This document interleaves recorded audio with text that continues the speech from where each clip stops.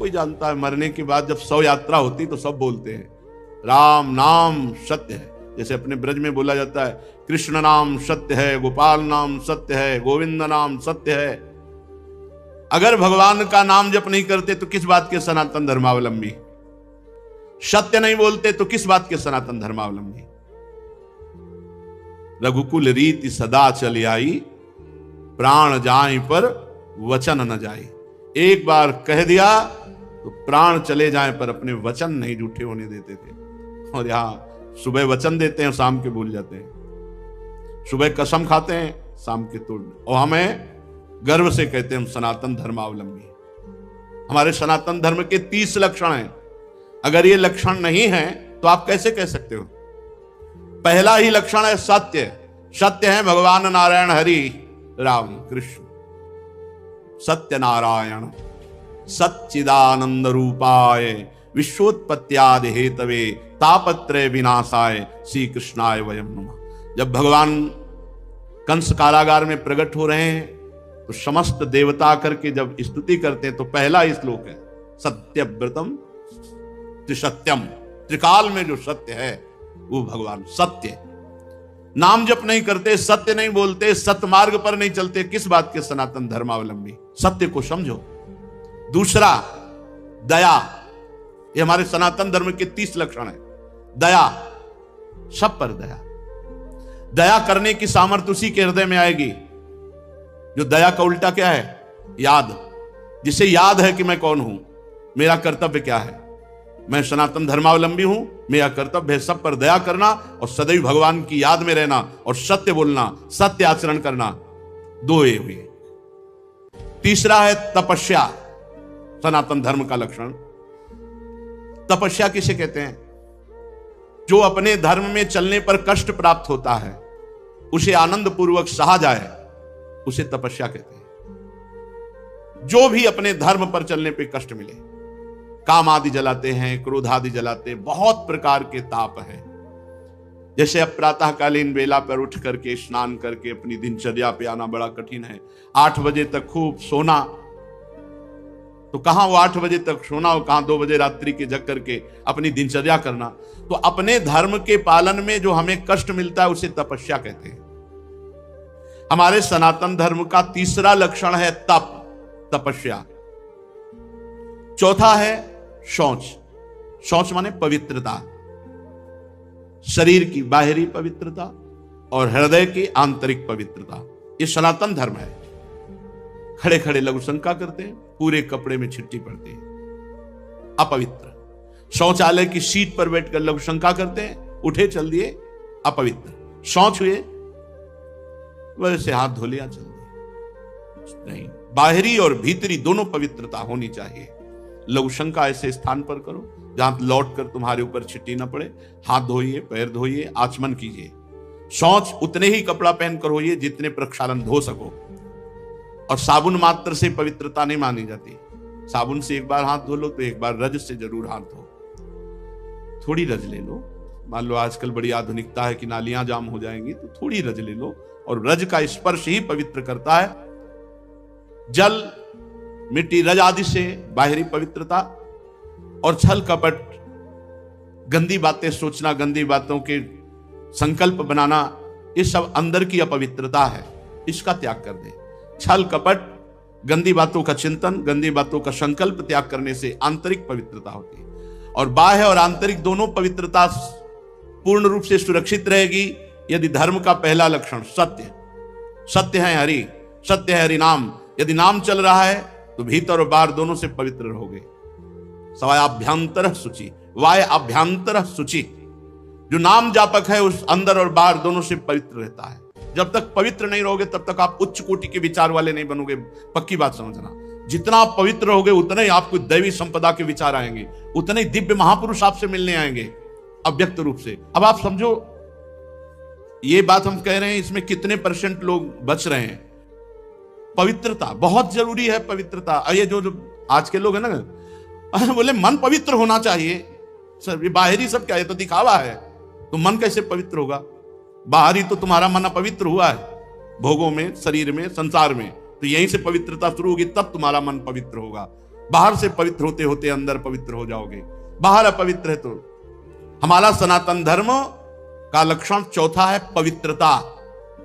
पहला सत्य, फिर दया, फिर तपस्या, फिर पवित्रता। 30 लक्षण है ये सनातन धर्म है, इसको समझो। पवित्रता बड़ा कठिन है पवित्र रहना। आप देखो बड़ा कठिन है पवित्र रहना। पवित्रता अत्यंत अनिवार्य है सब साधक के ध्यान। पवित्रता, अगर पवित्रता नहीं तो आपका विचार उत्तम नहीं हो सकते। आप महापुरुषों का जो चिंतन शैली है वहां नहीं पहुंच सकते।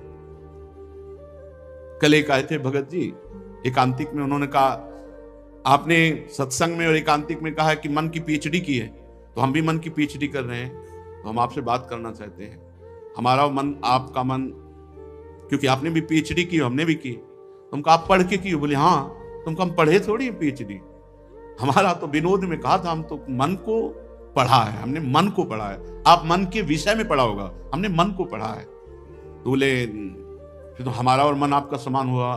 तुम कहा तुम्हारे मन को देखने की हमारी रुचि नहीं है और हमारे मन में पहुंचने की तुम्हारी सामर्थ्य नहीं। तुम्हारे मन को देखने की हमारी रुचि नहीं है, क्योंकि मन की रुचि जान इन्हें विधि अनुसार है, और तुम्हारा मन हमारे मन तक पहुंच जाए इतनी सामर्थ्य नहीं। आ जाएगी, मानो देह है, हरिवंश शरणागत हो, किसी सहचरी की कृपा हो जाए तो भले, नहीं ऐसे अनुमान से थोड़ी जान सकते हो। तितिक्षा, पांचवा है सहनशीलता। तितिक्षा ये सनातन धर्म है। देखो महाराज शिवी ने कबूतर की रक्षा के लिए अपने देह के मांस को काट के दिया। तितिक्षा, दूसरों के हित के लिए, दूसरों के मंगल के लिए भीषण से भीषण कष्ट सह जाना, भारी से भारी कष्ट धर्म के लिए सह जाना। श्री गुरु गोविंद सिंह के दोनों लाडले राजकुमार प्राण प्रिय दीवाल में चुनाए जा रहे हैं, लेकिन धर्म के आगे ना उनके हृदय में शोक है, ना उनके हृदय में मोह है। धर्म के लिए बलिदान। तितिक्षा, हर कष्ट को सहकर अपने धर्म का पालन करना, धर्म का त्याग नहीं करना। धर्म भगवान का साक्षात स्वरूप है। अगर आप धर्म के लिए कष्ट सहेंगे तो फिर कष्ट रह ही नहीं जाएंगे, अद्भुत आनंद आएगा। तितिक्षा, हर कदम धर्मात्मा पुरुष के सामने कष्ट रूपी कांटे बिछाए जाते हैं, और जब उन पर वो चलता है तो हर कांटा उसके लिए फूल के समान हो जाता है। पर इतनी हिम्मत होनी चाहिए, ये धर्म रूपी मार्ग में चलने पर ये शूल फूल बन जाएंगे, पर पहले शूल। इसीलिए धर्म पर चलना बड़ा कठिन होता है। तितिक्षा, सहनशीलता, हर परिस्थिति में सहनशीलता। और उचित अनुचित का विचार छठवां है, ये विवेक। सनातन धर्म का छठा लक्षण विवेक, सत असत का विचार, उचित अनुचित का विचार। उचित क्या है, अनुचित क्या है, सत क्या है, असत क्या है, इसका विचार ये विवेक से होता है। ये विवेक कहां मिलता है? बुद्धि तो सबके हो सकती है, पर विवेक नहीं। विवेक सत्संगियों को मिलता है। बिन सत्संग विवेक न होई। बिना सत्संग के विवेक हो ही नहीं सकता, और सत्संग बिना भगवान की कृपा के नहीं मिलता। बिन सत्संग विवेक न होई, राम कृपा बिनु सुलभ न सोई। राम कृपा बिनु सुलभ न सोई। उचित अनुचित का विचार। सातवां, मन का अधीन करना। यह है सनातन धर्म। मन का अधीन करना, संयम मिलेगा। जो मन चाहे वो थोड़ी नहीं, जो धर्म कह रहा है उसके अनुसार मन को चलाना, ये मन का संयम करना बड़ा कठिन है। मन का संयम करना, बातें बना लेना, अधिक बात, बड़े बड़े ज्ञान की बातें आके जब करते हैं, फिर जब मन के संयम की बात करते हैं, ईमानदारी से वृंदावन में बैठे हो, सत्य बताओ, तो फिर चुप हो जाते। ज्ञान तभी सार्थक है जब संयतेन्द्रिय श्रद्धावान लभते ज्ञानम तत्परा संयतेन्द्रिय। जो तुमने ज्ञान जाना तत्परा उसके परायण हो और अपनी इंद्रिय मन को संयम में लो, तब तो तुम्हारा ज्ञान सार्थक। नहीं तो बकवास है, ज्ञान थोड़ी है। ये बातें बनाना अलग बात है। अपने लोग पूरा जीवन इसी में चल रहे हैं, पूरा जीवन का निर्णय बता रहे हैं। भगवान की कृपा के बिना एक कदम भी नहीं चल सकते। भगवान की कृपा के बिना एक दिन भी पवित्र नहीं रह सकते, एक दिन भी। ये हाथ उठा कहते हैं। कोई मुझ टे तो भाई अलग है, कभी हमें मिले ऐसा कोई कि भाई बकाया हम जैसे बता रहे हैं कि एक दिन भी साधना परायण होकर पूर्ण पवित्र जीवन तो ये भगवान की कृपा से निपटा, पूरा जीवन तो बहुत बड़ी बात है। मन का संयम और फिर इंद्रियों का संयम। फिर अगला है अहिंसा। मन से, वचन से, शरीर से किसी की भी हिंसा ना करना, यह सनातन धर्म है। अहिंसा। वाणी से ऐसे कठोर शब्द मत बोलो किसी का दिल दुख जाए। आपको बोला हो तो उसका स्वभाव है, आप सनातन धर्मावलंबी, आप ऐसा ना बोले। शरीर से किसी को पीड़ा पहुंचाएं, ऐसा हमारा आचरण ना हो। मन से किसी का बुरा सोचे, ऐसा हमारा मन ना हो। तो हमारा तन, मन, वचन तीनों हिंसा रहित हो, तभी अहिंसा इस सनातन धर्म का लक्षण हमारे हृदय में आएगा। फिर है ब्रह्मचर्य, इस सनातन धर्म का लक्षण। सत्य, दया, तपस्या, शौच, तितिक्षा, उचित अनुचित का विचार, मन का संयम, इंद्रियों का संयम, और 9वां अहिंसा, और 10वां ब्रह्मचर्य। ये ब्रह्मचर्य सबके लिए है। बहुत घातक है भोगों का आकर्षण। ब्रह्मचर्य के बिना पूरा का पूरा जीवन खोखला हो जाता है। मन से, वचन से और शरीर से, तीनों से ब्रह्मचर्य होता है। मन का ब्रह्मचर्य, विषयों का चिंतन ना करना। यहीं से नाश प्रारंभ होता है, पतन यहीं से होता है। ध्यायतो विषयान पुंसान संगास्तेषु उपजायते, संगात संजायते कामः, कामः क्रोधो विजायते, क्रोधात् भवति सम्मोहा, सम्मोहात् स्मृति विभ्रमा, स्मृति भ्रंशात् बुद्धिनाशो, बुद्धिनाशात् प्रणश्यति। सबसे पहला पतन जो होता है वो विषयों का चिंतन होता है। ध्यायतो विषयान पुंसान। जब हम भोगों का चिंतन करते हैं तो हमें भोगों की आसक्ति प्रकट होती है, फिर संग करने का मन होता है। संगास्तेषु उपजायते। जब हम विषयों का चिंतन करते हैं तो विषयों का संग करने का, विषय भोगने की इच्छा प्रकट होती। जहां विषय भोगने की इच्छा प्रकट हुई, काम राज्य हृदय में छा गया। संगात संजायते कामा। और कामना जब बढ़ी तो सब मूढ़ता छा जाती है, स्मृति नष्ट हो जाती है। हम कौन है, हमारा क्या कर्तव्य है, हम क्या कर रहे हैं। सच्ची मानिए बहुत निकृष्ट काम। वचन से हमें कभी भोगों की बातें नहीं करनी, और शरीर से हमें कभी भोग क्रिया नहीं करनी। अधर्मयुक्त क्रिया का त्याग, धर्मयुक्त क्रिया की स्वीकृति, ये गृहस्थ धर्म और संपूर्णतया विरक्त धर्म। जो ब्रह्मचर्य रहता है उसे शरीर बल, मनोबल, बुद्धि बल, वचन बल, ये सब जागृत हो जाते हैं। वचन बल जो बोला वही लागू हो गया, जबरदस्ती आपको मानना पड़ेगा। और मनोबल जो संकल्प किया अंदर, वही बाहर क्रिया प्रारंभ हो गई, वही दिखाई देने लगा। देह बल, रात दिन मेहनत करो फिर भी थकान नहीं। आप कुछ समय तक व्यवहार करके देखिए ब्रह्मचर्य का, फिर आपको खुद पता चलेगा कि कितना आनंद प्रदान करता है ब्रह्मचर्य। ब्रह्मचारी को विषय भोग जहर है ऐसा मानना चाहिए। जैसे कितनी भी सुंदर खीर हो और कोई हमारे कान में आकर विश्वसनीय कह दे कि इसमें जहर पड़ा है, तो हम बिल्कुल नहीं खाएंगे। हमारे शास्त्र कह रहे हैं, महर्षि जन कह रहे हैं कि ये विषय भोग जहर है, महान विषय है, ये पूरे जीवन को नष्ट कर देता है।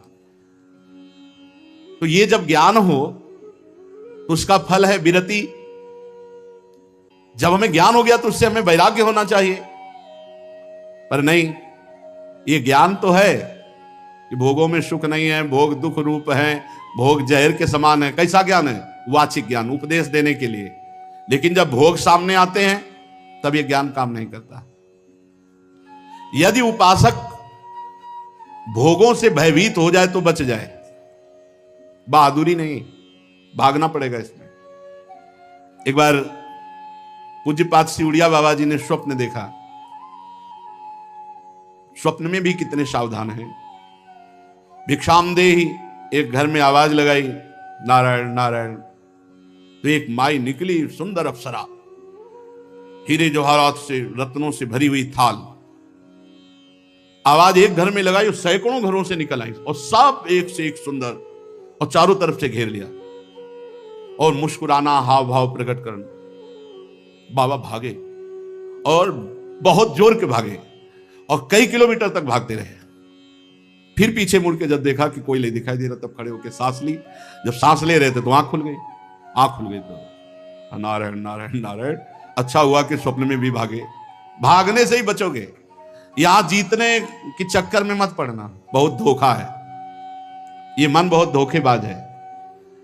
यदि कोई विषय से ऐसा भय रखे जैसे सांप, बिच्छू या सिंह,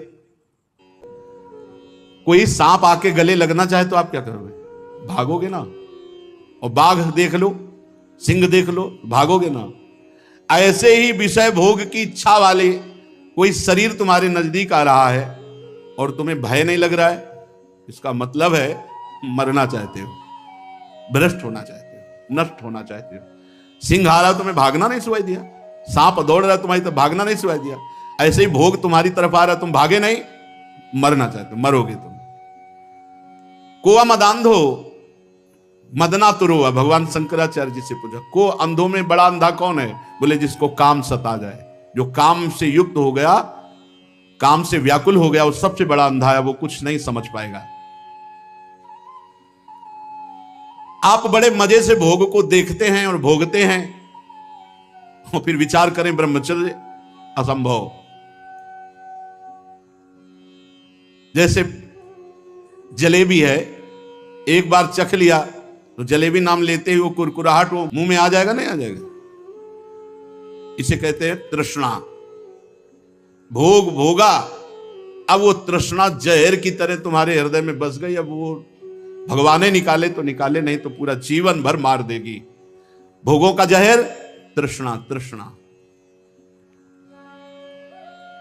अनंत जन्मों से हम भोगते चले आ रहे हैं, इसलिए हमारी परवशता हो गई है।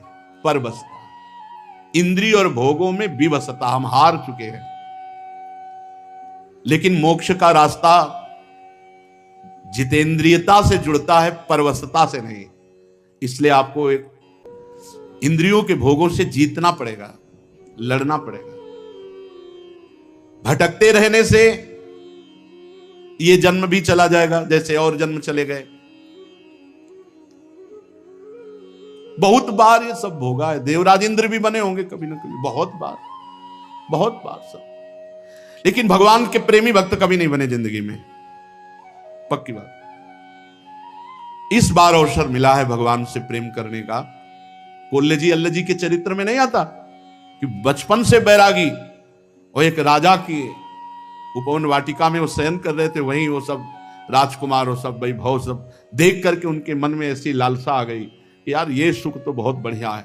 तो भगवत प्राप्ति रुक गई और उनका अगला जन्म हुआ और राजकुमार से मित्रता हुई और सारे भोग उनको मिले। अगर कोई वासना लेकर इस मार्ग में, तो फिर पहले वासना पूर्ति होती है। ये मन मकड़ी के जाले की तरह वासना बुनता रहता है, छोड़ दो इसे, बस ये अपना काम करता रहे और हमको फंसाता है। जाल ये बुनता है और फंसाता हमको है।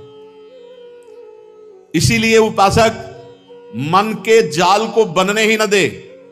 राधा राधा राधा राधा, वो कहेगा नहीं सुनो ऐसे से ऐसा, राधा राधा, वो आपको फंसा नहीं पाएगा। ये तमोगुणी राक्षसी आहार विहार करके आप सच्चिदानंद भगवान को नहीं नहीं मान जाओ। जहां प्याज लहसुन जैसे ये तमोगुण होने के कारण बहुत पवित्र वस्तु की तरह प्रकट होते हैं, कोई अपवित्र वस्तु थोड़ी। आप देखो, जहां आलू प्रकट होती है, शकरकंद प्रकट होती है, ठीक उसी खेत में वैसे ही ये प्याज लहसुन प्रकट होते हैं।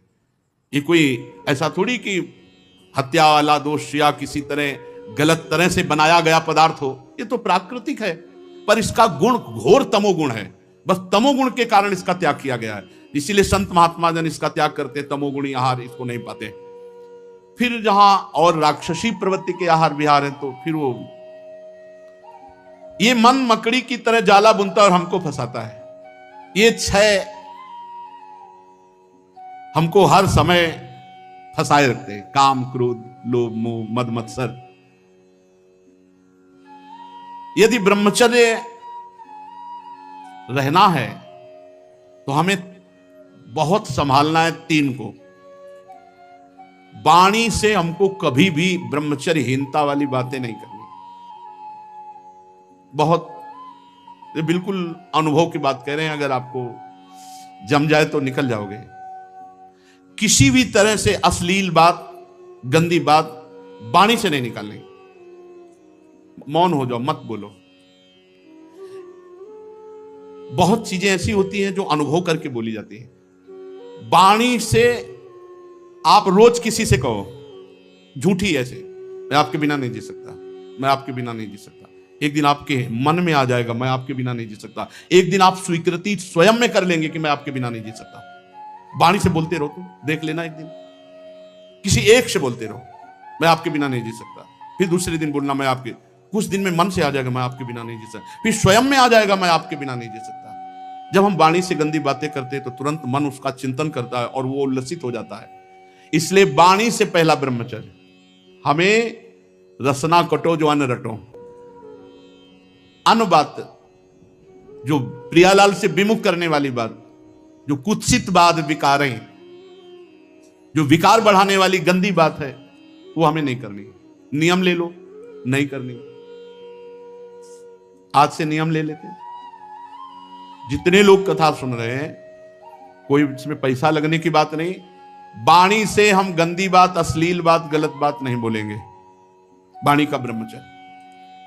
वाणी से गंदी बात नहीं बोलेंगे, अश्लील बात नहीं बोलेंगे, जो भगवत विमुख करने वाली बात है हम नहीं बोलेंगे। नियम ले लो, कोई कसम खाने की बात थोड़ी है।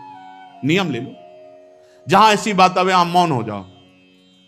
दूसरी बात, श्रवणेंद्री से हम कभी अश्लील बात नहीं सुनेंगे, गंदी बात नहीं सुनेंगे। बहुत प्रभाव पड़ता है, बहुत प्रभाव पड़ता है। श्रवणेंद्री से जो हम सुनते हैं उसका तत्काल मन पकड़ करके मनन करता है और वो उसी तरफ चल पड़ता है जिस तरफ की बात हम सुनते हैं। और नेत्रेंद्री से जो हम देखते हैं वो बहुत तुरंत प्रभाव पड़ता है। देखो, नेत्रेंद्री से ऐसी कोई ग्रंथ मत पढ़ो, कॉपी, ऐसी पुस्तिका जो ब्रह्मचर्यहीनता वाली है। ऐसे कोई दृश्य मोबाइल से मत देखो जो ब्रह्मचर्यहीनता वाले हैं। ऐसे कोई दृश्य बाहर मत देखो, पशु पक्षी आदि मैथुन करते हुए, ऐसे कभी मत देखो। इसका बहुत बड़ा प्रभाव होता है। अगर इन तीन का संयम कर सको तो आपके ब्रह्मचर्य में बहुत लाभ मिलेगा। पहला वाणी से, दूसरा श्रवणेंद्री से, तीसरा नेत्रेंद्री से। और खास बात यह है कि जिससे हमारा ब्रह्मचर्य नष्ट होता है उससे सानिध्य न दे कभी। ऐसी कोई क्रिया, ऐसे कोई व्यक्ति का संयोग जो हमारे ब्रह्मचर्य का घात करे, बहुत बहुत सावधानी। पर ये ऐसा दलदल है कि एक बार जो फंस गया भगवान ही निकाल सकते हैं। जिस समय मन अपने स्वरूप में आया वो सब करवा लेगा। बहुत विचित्र है, बहुत विचित्र है, बहुत विचित्र मन का खेल। हमें ऐसा कोई रिश्ता, नाता, कोई संबंध जो हमारे ब्रह्मचर्य को नष्ट कर रहा है, दूरी बनानी चाहिए।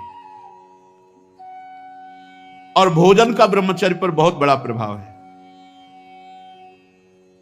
यदि आप अधिक मिर्च वाली, घर में ही बना के करें, अधिक मिर्च वाली, अधिक तेल घी वाली ये पदार्थ पाएंगे तो ब्रह्मचर्य स्वाभाविक नष्ट हो जाएगा बिना किसी क्रिया के। ब्रह्मचारी को एक बीमार की तरह भोजन पाना चाहिए। जैसे मूंग की दाल है, घिया की सब्जी, रोटी, बस, क्योंकि उसे पावर की जरूरत नहीं है, उसे अधिक पावर की जरूरत नहीं है। स्वयं में सामर्थ्य सुरक्षित है, इसलिए बाहरी पदार्थों से बादाम चबा रहे हैं, काजू चबा रहे हैं, हलवा खा रहे हैं और बहुत प्रकार के मीठा आदि। मीठा तो ब्रह्मचर्य में थोड़ा बस ले ले, इसके बाद अधिक मीठा भी वो जहर का काम करेगा, स्वाभाविक ब्रह्मचर्य को नष्ट कर देगा। जो भोजन कब्जियत बनाती है, अगर ऐसा भोजन पाया जाएगा तो ब्रह्मचर्य अपने आप स्वप्न दोष के रूप में नष्ट हो जाएगा। सात्विक भोजन, पेट साफ, बहुत आवश्यक है। हल्का भोजन कम मात्रा में, पेट उधर, तो बहुत सुंदर आपके भजन की वृत्ति बढ़ेगी आपका ब्रह्मचर्य बहुत लंबे समय तक आबाद चलेगा। बाजार की वस्तु तो ब्रह्मचारी होकर बाजार की वस्तु तो मुझे समझ में नहीं आता। बाजार की वस्तु तो नहीं खानी चाहिए, बनी हुई, बाजार की वस्तुएं बनी हुई। एक ही चीज को आप गौर से पा करके किसी एक चीज को बाजार की, फिर देखो आपके अंदर स्फुरणा क्या होती है, पहले कैसे हो रही थी फिर कैसे हो रही, और आप पवित्र भोग लगा के श्री जी को पवा के पा के फिर देखो कैसी स्फुरणा हो रही भजन की। भजन परम पवित्र वस्तु, ऐसे थोड़ी होता तुम जहां तहां अन्न खात सखी कहत आपकात सकल देव से द्वंद जात रात सर्व सोई। सेवक जी महाराज जहां तहां अन्न खात, ऐसे बाजार का भोजन हो बोले ब्रह्मचारी जी हैं, नहीं हो पाएगा भाई, ब्रह्मचर्य नहीं हो पाएगा। हाँ नाम लिख सकते हो, टाइटल तो बन सकता है, लेकिन सही माने में आपका ब्रह्मचर्य जब तक आपका आहार शुद्ध, अगर अपने धर्म को सुरक्षित रखना चाहते हो तो बाजार का भोजन। और छोटे छोटे बच्चों में बहुत सी गलतियां ऐसी आ चुकी हैं जो उनके जीवन को नष्ट कर रही हैं। हमें ऐसे कई बच्चे मिले हैं, तो माता पिता को चाहिए कि छोटे बच्चों से भी मित्रता का व्यवहार करें, उनको इतना फ्री करें कि वो आपसे अपनी बात बता सकें और आप उनको सही दिशा दे सकें। नहीं जैसे 13-14 वर्ष के बच्चे हैं और ये गंदी क्रिया कर रहे हैं, इनका जीवन बहुत बुरी तरह नष्ट हो जाएगा, ये गृहस्थी लायक नहीं रहेंगे। विरक्ति तो बहुत बड़ी बात रह गई, ये गृहस्थी लायक नहीं रहेंगे, संतान उत्पन्न करने लायक नहीं रहेंगे। इसलिए माता पिता को चाहिए कि अपने बच्चों से फ्रेंड की तरह, दोस्त की तरह बात करें, उनको इतना उत्साह दें कि उनके अंदर जो गलती है वो पकड़ लें और प्यार से समझा दें। अगर हम बार बार बच्चों को समझाएंगे, नए नए बच्चे अभी गलत मार्ग में जो जा रहे हैं वो सुधर जाएंगे। हमारे सनातन धर्म का लक्षण है ब्रह्मचर्य, फिर है त्याग, दूसरों को सुख देने की वृत्ति का नाम त्याग है। अपने सुख को दूसरों में बांटना, ज्ञान सुख, हमारे पास संपत्ति सुख, जो भी सुख है सबको भाव से धर्म के अनुसार सुख देने की भावना ही वास्तविक त्याग है। शास्त्रों का नित्य स्वाध्याय करना यह सनातन धर्म का लक्षण है। स्वाध्याय रामचरितमानस है, गीता जी है, श्रीमद् भागवत है, गीता पुरुष से बहुत सी बड़े बड़े महापुरुषों की छोटी छोटी ग्रंथ हैं, जैसे पूज्य राधा बाबा के भाई जी, पूज्य जयदयाल जी, पूज्य स्वामी राम सुखदास जी महाराज, इन महापुरुषों की छोटी छोटी पुस्तिकाएं हैं, उनको ले लेना चाहिए। एक एक पेज रोज पढ़ना चाहिए। रोज अपने घर में चाहे 10 मिनट ही कहो, श्रीमद् भागवत या रामायण, इन गाथाओं को गाओ, जिससे तुम्हारा घर पवित्र हो, तुम्हारे परिवार के जनों के कान में पड़े तो मंगल हो। ये सनातन धर्म है। फिर सरलता, बहुत सरल स्वभाव होता है सनातन धर्म का अवलंबी का। ये मुख में कुछ और, हृदय में कुछ और, आचरण में कुछ और, ये छल कपट नहीं। सरल स्वभाव न मन कुटिलाई, सनातन धर्म भगवत स्वरूप है। फिर संतोष, जिसमें भगवान प्रसन्न हो, हमें बिल्कुल वैसे ही राजी रहना है। हमें इंद्रिय और मन के अनुसार ऐसे आचरण नहीं करने जो भगवान के विमुख हो। जैसे भगवान हमें रख रहे हम उसमें संतुष्ट हैं, जैसी परिस्थिति में रख रहे, और सच्ची संतुष्टता भगवान के विधान में रत होकर के भगवत आचरण करने से होगी, भगवत विमुख नहीं। जिसमें भगवान राजी वही हमारे श्री कृष्ण अनुकूलेन प्रतिकूल से विसर्जनम, संतोष आ जाएगा, हृदय शीतल हो जाएगा।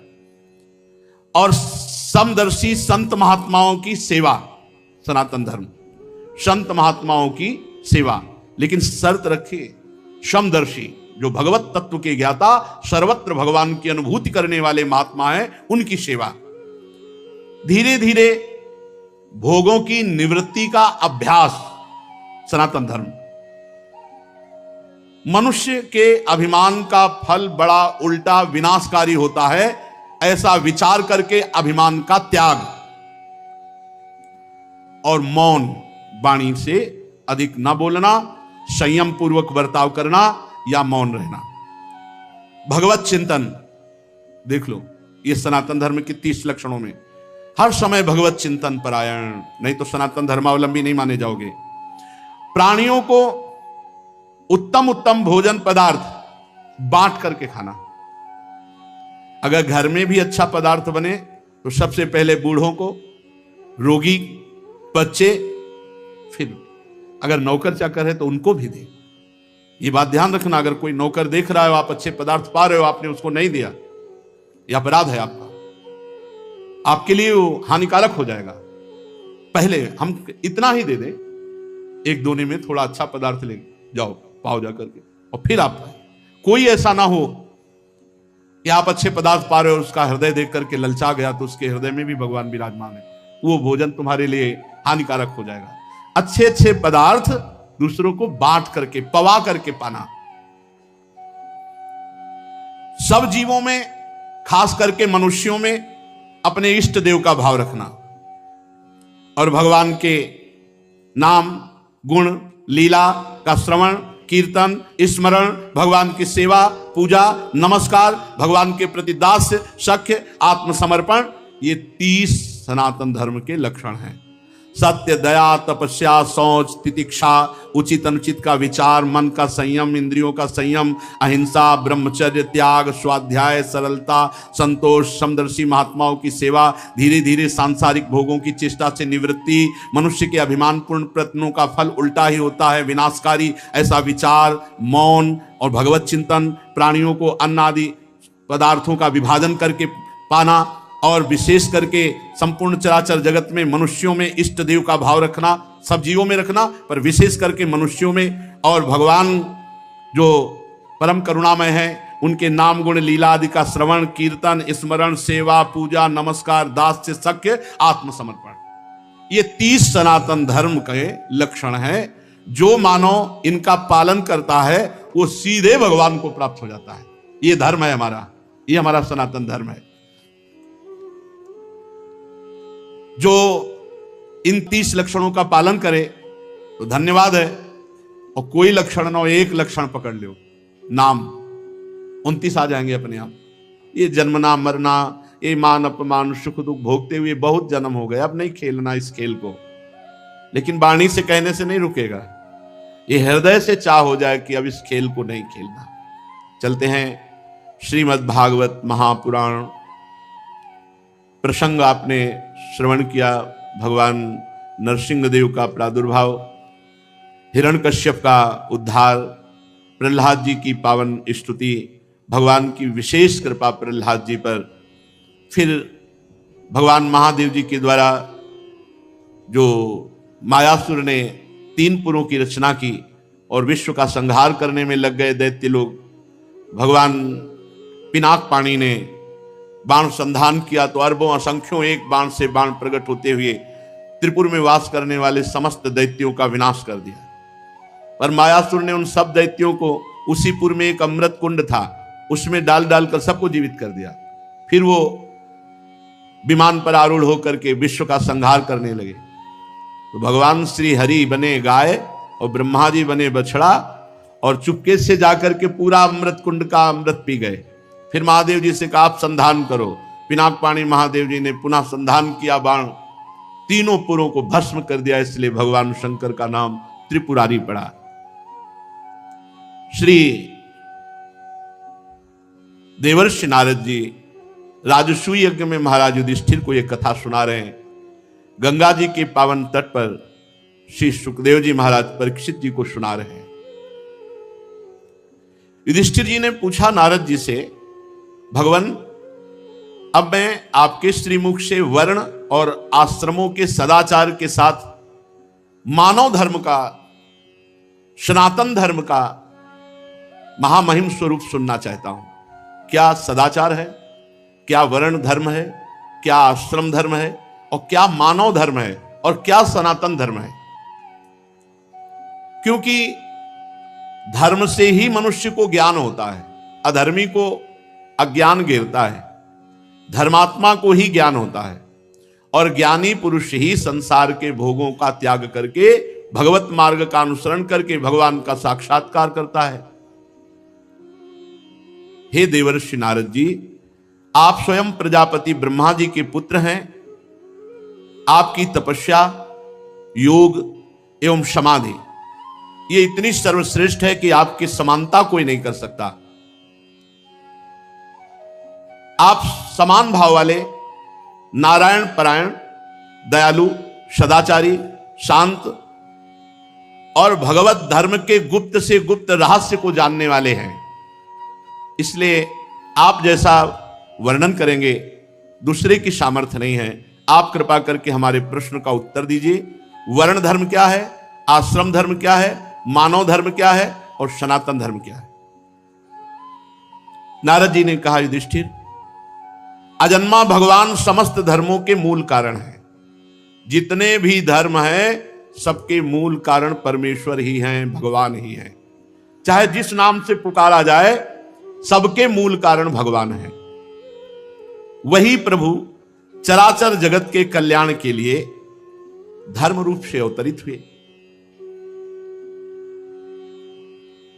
जो सनातन धर्म है वो वेद स्वरूप है। जो वेद है वो भगवान है। इसलिए भगवान श्री हरि ही सनातन धर्म है। जो भगवान श्री हरि के तत्व को जानने वाला महात्मा है वो सनातन धर्म है। जो स्मृतियां हैं वो सनातन धर्म है। धर्म पूर्वक जब कर्म किया जाता है तो कभी आत्मग्लानि नहीं होती, सदैव आनंद प्राप्त होता है। और जब धर्म से विमुख आचरण किया जाता है तो आत्मग्लानि होती है। हमारे सनातन धर्म के 30 लक्षण हैं। ये देवर्षि नारद जी कह रहे हैं सनातन धर्म क्या है? वेद। वेद क्या है? भगवान का साक्षात स्वरूप श्री हरि ही वेद रूप से हैं। तो सनातन धर्म वेद, सनातन धर्म श्री हरि और सनातन धर्म साक्षात भगवान का स्वरूप है। और ये 30 लक्षण हैं सनातन धर्म के। ये जो सनातन धर्मावलंबी जन हैं ध्यान दें, हमारे सनातन धर्म के 30 लक्षण हैं ये। सबसे पहला है सत्य। ये जो झूठ बोलते हैं अपने को सनातन धर्मावलंबी कहते हैं, ये धर्म का उल्लंघन कर रहे हैं। और अब 100 में कम संख्या होगी, 1000 में कोई एक हो जो इस बात पर विचार करता हो कि मैं झूठ ना बोलूं। 1000 में 100 तो नहीं पढ़ पाएगा। 100 में 99 बोले तो नहीं चलेगा। 1000 में एक कोई होगा जो ये विचारवान हो कि मैं सत्य बोलूं, झूठ ना बोलूं। हम लोग बड़े गर्व से कहते हैं हम सनातन धर्मावलंबी हैं। तो सनातन धर्म का पहला लक्षण है सत्य। और सत्य क्या है? भगवान। सब कोई जानता है मरने के बाद जब शव यात्रा होती तो सब बोलते हैं राम नाम सत्य है। जैसे अपने ब्रज में बोला जाता है कृष्ण नाम सत्य है, गोपाल नाम सत्य है, गोविंद नाम सत्य है। अगर भगवान का नाम जप नहीं करते तो किस बात के सनातन धर्मावलंबी? सत्य नहीं बोलते तो किस बात के सनातन धर्मावलंबी? रघुकुल रीति सदा चली आई, प्राण जाए पर वचन न जाए। एक बार कह दिया तो प्राण चले जाए पर अपने वचन नहीं झूठे होने देते थे। और यहां सुबह वचन देते हैं, शाम के भूल जाते हैं। सुबह कसम खाते हैं, शाम के तोड़। और हमें गर्व से कहते हैं हम सनातन धर्मावलंबी हैं। हमारे सनातन धर्म के 30 लक्षण हैं। अगर ये लक्षण नहीं है तो आप कैसे कह सकते हो? पहला ही लक्षण है सत्य। सत्य है भगवान नारायण हरि राम कृष्ण। सत्य नारायण सच्चिदानंद रूपाय विश्वोत्पत्त्यादि हेतवे तापत्रय विनाशाय श्री कृष्णाय वयम नमः। जब भगवान कंस कारागार में प्रकट हो रहे हैं तो समस्त देवता करके जब स्तुति करते हैं तो पहला ही श्लोक है सत्यव्रतम त्रिसत्यम। त्रिकाल में जो सत्य है वो भगवान सत्य। नाम जप नहीं करते, सत्य नहीं बोलते, सत्य मार्ग पर नहीं चलते, किस बात के सनातन धर्मावलंबी? सत्य को समझो। दूसरा दया। ये हमारे सनातन धर्म के 30 लक्षण हैं। दया, सब पर दया। दया करने की सामर्थ्य उसी के हृदय में आएगी जो दया का उल्टा क्या है? याद।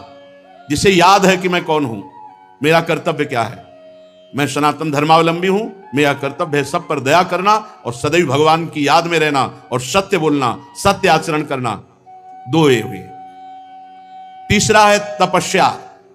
सनातन धर्म का लक्षण तपस्या किसे कहते हैं?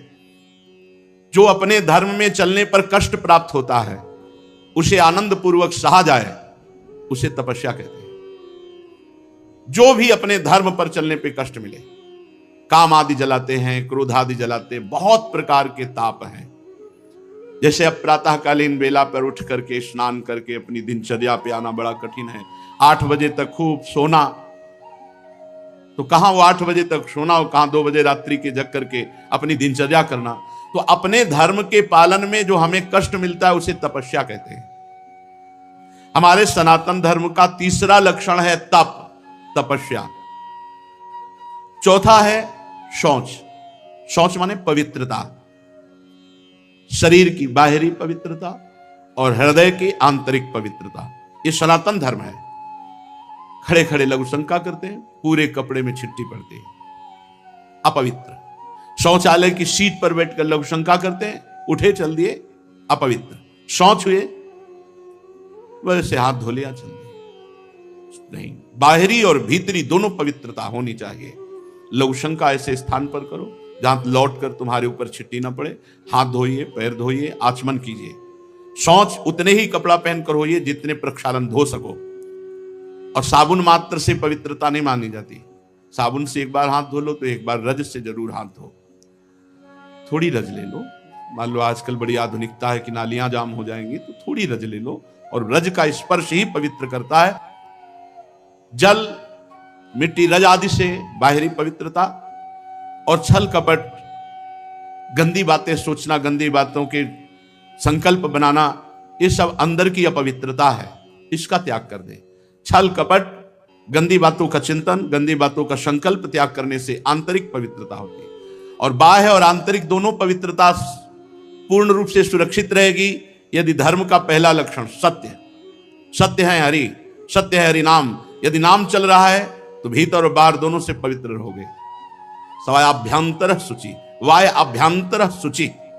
जो नाम जापक है उस अंदर और बाहर दोनों से पवित्र रहता है। जब तक पवित्र नहीं रहोगे तब तक आप उच्च कोटि के विचार वाले नहीं बनोगे।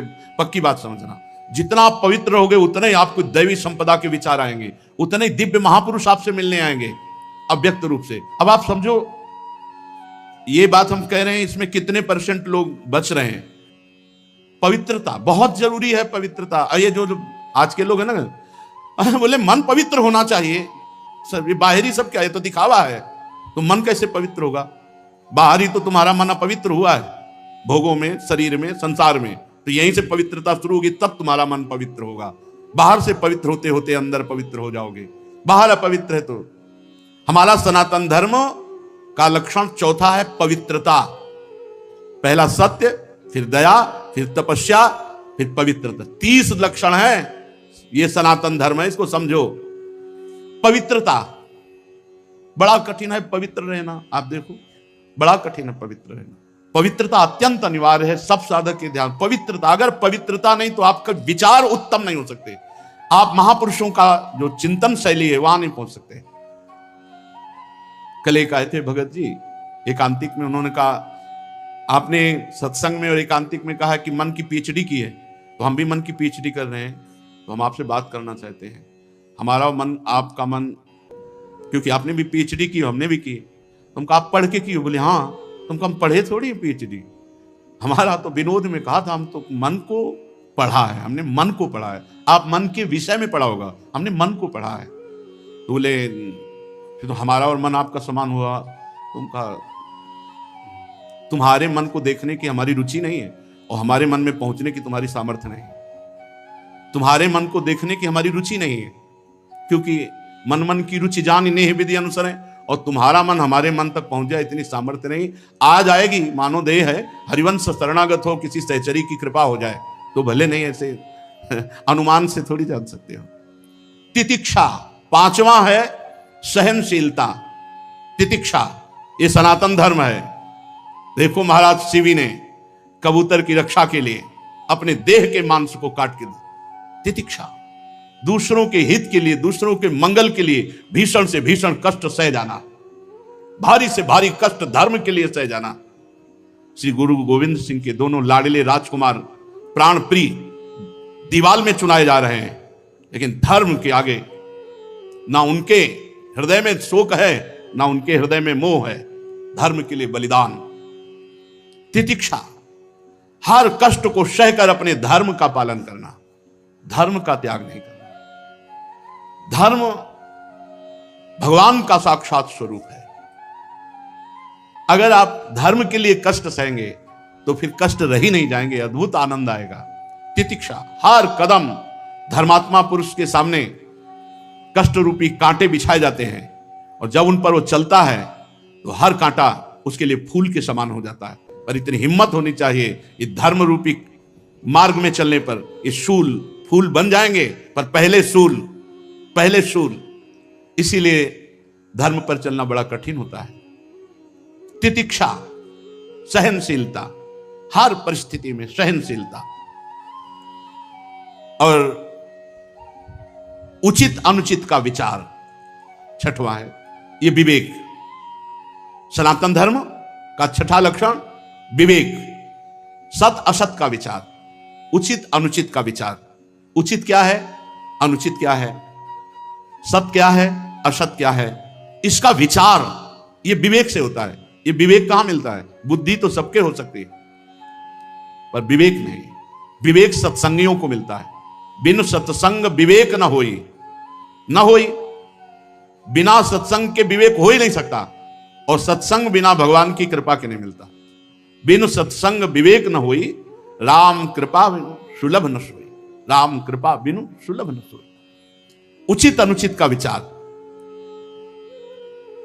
सातवां, मन का अधीन करना। यह है सनातन धर्म, मन का अधीन करना, संयम में लेना। जो मन चाहे वो थोड़ी नहीं, जो धर्म कह रहा है उसके अनुसार मन को चलाना, ये मन का संयम करना बड़ा कठिन है। मन का संयम करना, बातें बना लेना, अधिक बात, बड़े बड़े ज्ञान की बातें आके जब करते हैं, फिर जब मन के संयम की बात करते हैं, ईमानदारी से वृंदावन में बैठे हो, सत्य बताओ, तो फिर चुप हो जाते हैं। ज्ञान तभी सार्थक है जब संयतेन्द्रिय, श्रद्धावान लभते ज्ञानम तत्परा संयतेन्द्रिय। जो तुमने ज्ञान जाना, तत्परा उसके परायण हो और अपनी इंद्रिय मन को संयम में लो, तब तो तुम्हारा ज्ञान सार्थक, नहीं तो बकवास है, ज्ञान थोड़ी है।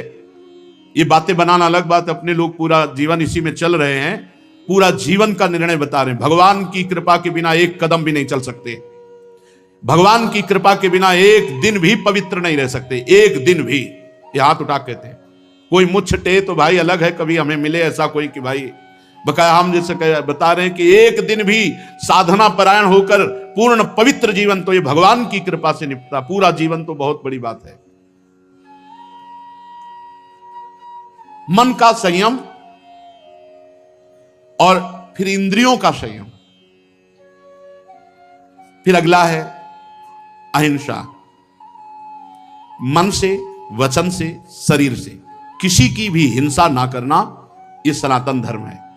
अहिंसा, वाणी से ऐसे कठोर शब्द मत बोलो किसी का दिल दुख जाए। आपको बोला हो तो उसका स्वभाव है, आप सनातन धर्मावलंबी, आप ऐसा ना बोले। शरीर से किसी को पीड़ा पहुंचाएं, ऐसा हमारा आचरण ना हो। मन से किसी का बुरा सोचे, ऐसा हमारा मन ना हो। तो हमारा तन, मन, वचन तीनों हिंसा रहित हो, तभी अहिंसा, इस सनातन धर्म का लक्षण हमारे हृदय में आए। फिर है ब्रह्मचर्य, इस सनातन धर्म का लक्षण। सत्य, दया, तपस्या, शौच, तितिक्षा, उचित अनुचित का विचार, मन का संयम, इंद्रियों का संयम, और 9वां अहिंसा, और 10वां ब्रह्मचर्य। ये ब्रह्मचर्य सबके लिए है, बहुत घातक है भोगों का आकर्षण। ब्रह्मचर्य के बिना पूरा का पूरा जीवन खोखला हो जाता है। मन से, वचन से और शरीर से, तीनों से ब्रह्मचर्य होता है। मन का ब्रह्मचर्य, विषयों का चिंतन ना करना, यहीं से नाश प्रारंभ होता है, पतन यहीं से होता है। ध्यायतो विषयान पुंसान संगास्ते सूप जायते, संगात संजायते कामः, कामः क्रोधो भी जायते, क्रोधात् भवति सम्मोहा, सम्मोहात् स्मृति विभ्रमा, स्मृति भ्रंशात् बुद्धिनाशो, बुद्धिनाशात् प्रणश्यति। सबसे पहला पतन जो होता है वो विषयों का चिंतन होता है। ध्यायतो विषयान पुंसान, जब हम भोगों का चिंतन करते हैं तो हमें भोगों की आसक्ति प्रकट होती, फिर संग करने का मन होता है। संगास्तेषु उपजायते। जब हम विषयों का चिंतन करते हैं तो विषयों का संग करने का, विषय भोगने की इच्छा प्रकट होती। जहां विषय भोगने की इच्छा प्रकट हुई, काम राज्य हृदय में छा गया। संगात संजायते कामा।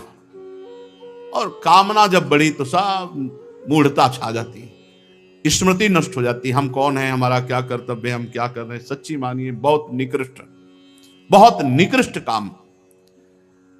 वचन से हमें कभी भोगों की बातें नहीं करनी और शरीर से हमें कभी भोग क्रिया नहीं करनी।